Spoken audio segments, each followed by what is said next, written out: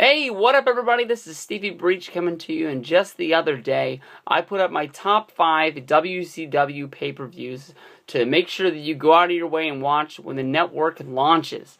That was a fun video to do. Now today we're going to conquer the WWE/WWF video collection that will be put up on the network come Monday in the on-demand section.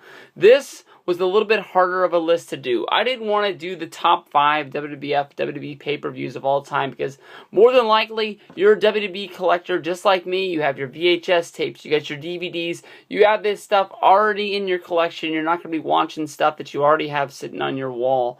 You want to watch different stuff that you haven't seen before. So these are the shows that have never been put out on DVD. I guarantee you, more than likely, unless you're a guy who was a black market trader, much like I was back in my day, you're not going to have these sitting on your wall. Number 1, the Wrestling Classic from 1985. This is the second WWF pay-per-view that they ran. It was right after WrestleMania. WrestleMania was a huge success for Vince McMahon. He went out of his way to make sure that he put on another show.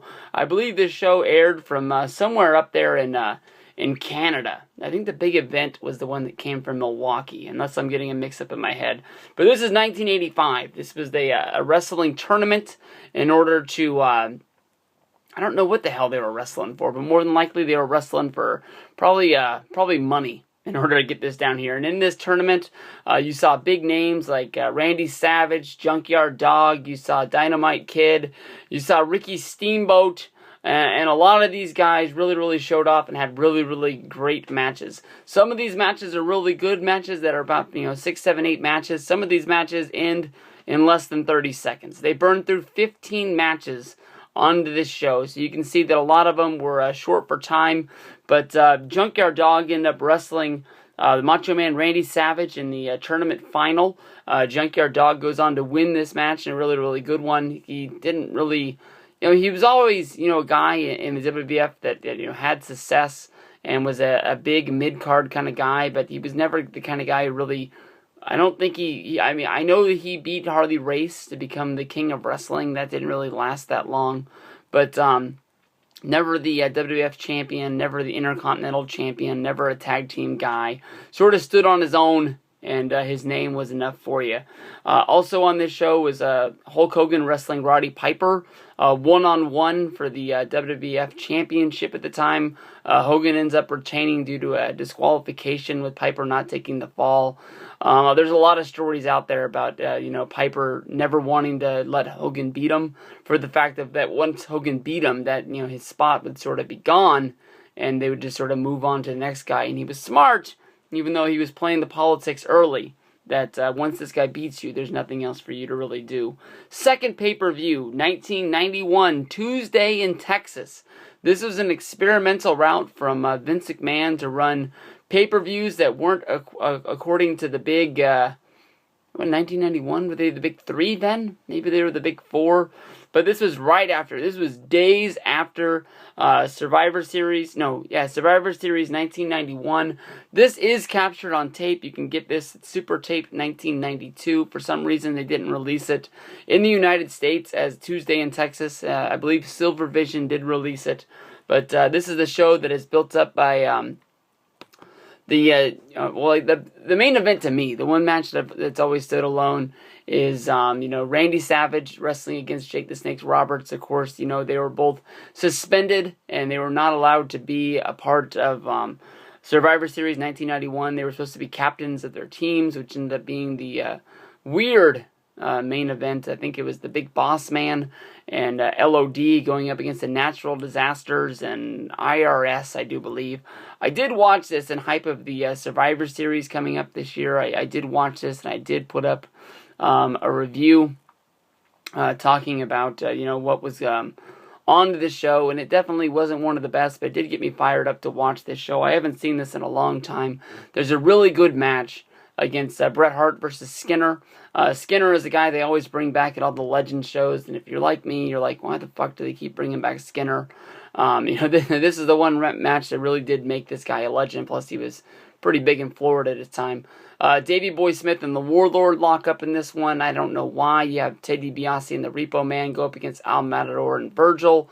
But Hulk Hogan wrestles Undertaker. He wins back his WWF Championship that he lost days before. But of course, this is the big setup to, who is going to be the champion. They go down and ends up being stripped by Tunney because there's so much disqualification stuff going on with Ric Flair being out there at ringside. Tunney ends up making the Royal Rumble. Whoever wins it wins the big one, and you see all the names jumping in there. Of course, Ric Flair would go on to win that and become the first time and only time the Royal Rumble has declared the WWF champion at the time.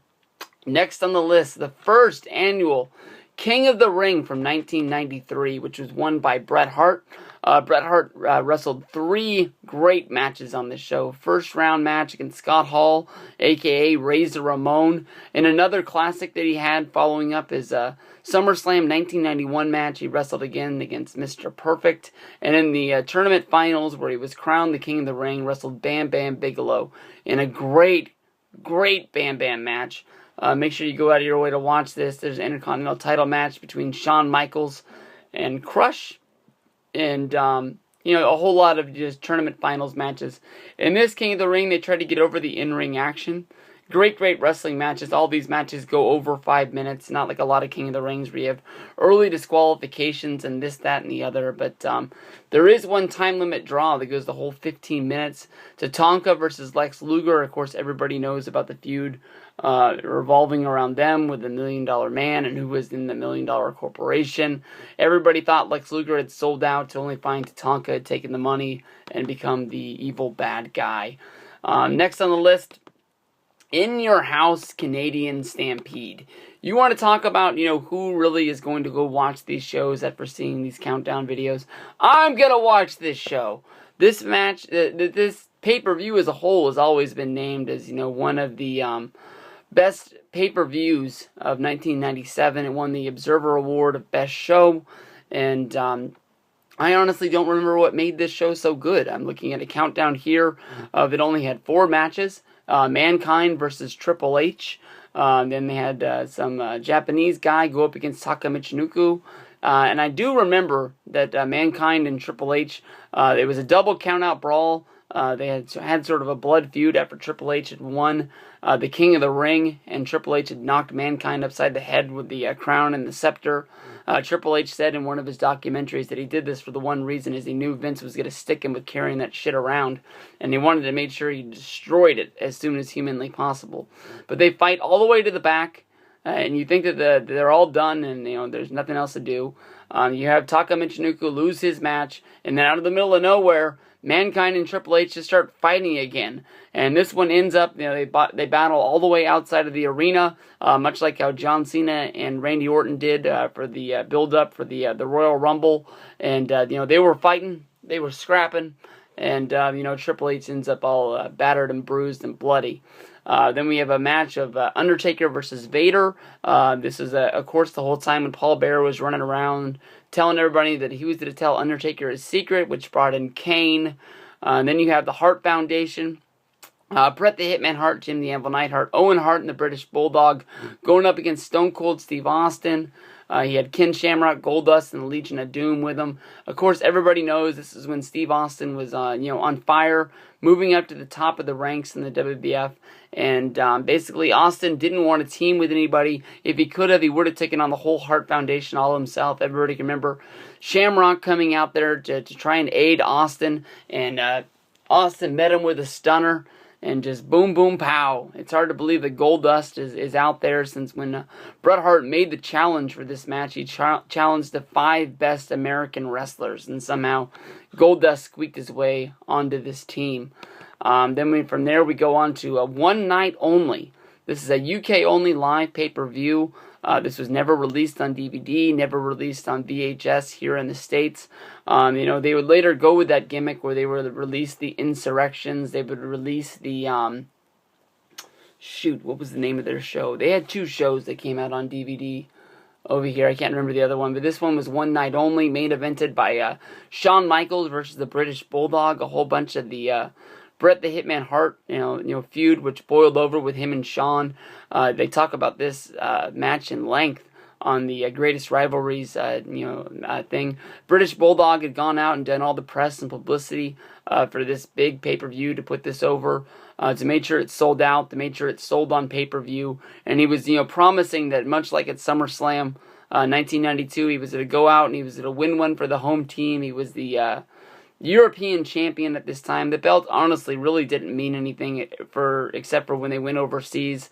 As you can see, this is the main event, and Shawn Michaels put his foot down, Vince was in his corner, and Michaels got to beat British Bulldog for the European title, a title that really never really got defended when Shawn had it. It was just so Shawn had a title, and he can sort of wave it in Bret's face, saying that he won one over with the big man. It really didn't make any sense. The match, honestly, is very good once you tear through the political bullshit.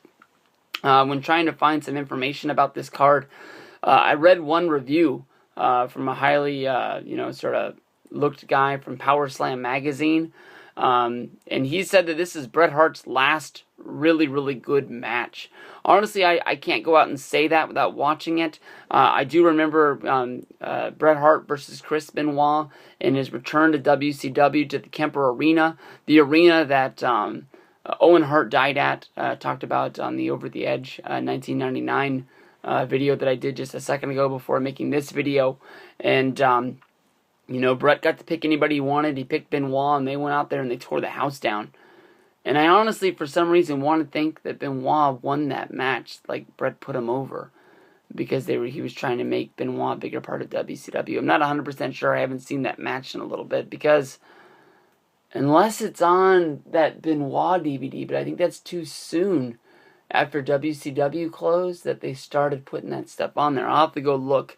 Maybe it's on one of the Bret DVDs. They sure didn't put it on the Dungeon DVD. Would have made that a whole lot better. But then they weren't putting Benoit stuff on DVD at that time, fuckers. Then we go from there. We go to Vader versus Owen, LOD versus the Godwins, the Patriot versus Funk, Headbangers versus the Bariquas, Tiger Ali Singh versus Leif Cassidy, Triple H versus Dude Love. As you can see, a lot of good wrestling in this. All the matches go over 4 minutes is the lowest one, but then again, that's Tiger versus Al Snow, and who really cares about that? So your longest match is going to be 9.5 minutes. Lots of in-ring wrestling there for you. Make sure you check out these shows. Check out something else. Let me know what you're looking to watch. Next video should be the top 5 ECW pay-per-views to watch. Network, it's coming Monday. Peace out.